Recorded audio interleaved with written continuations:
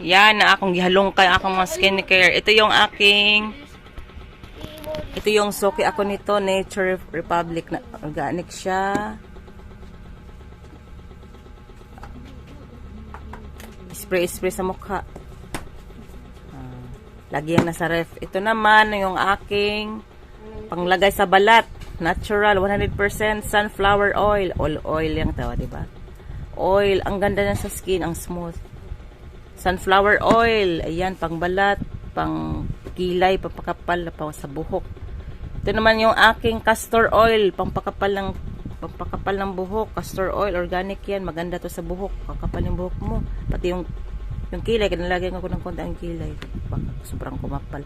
Ito yung aking sa mukha ko naman to, cleansing water. Ilang years na ako nag-cleansing water, tagal-tagal na. Yan, ganyan mga gamit ko. Garnier. Ito, binili ko nung nakaraang araw. Ilan ba yun? Last few days, pumili ako ng lotion. Soothing lotion. Yan. Jeju Aloe. Matagal na akong suki nito. Yung bagong labas pa lang to. Mga updated tayo sa mga bagong labas eh. Yung bagong labas pa lang ito, gumagamit na ako niyan. Ito Alam mo naman ako noon, anong mga latest, alam agad. Ito matagal na ako nitong user, ilang years na din. Lux Organics.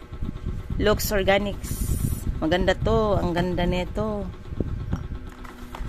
Mga natural, huwag kang gumamit kami mga kakaano ng balat.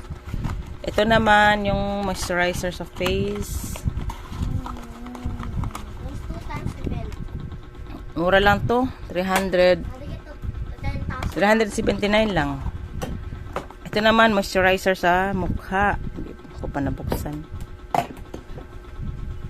Ganda to siya. Ito yung binigay ng sales lady kasi daw maganda daw yan sa balat, sa mukha, pang moisturizer sa mukha. 100% natural saffron.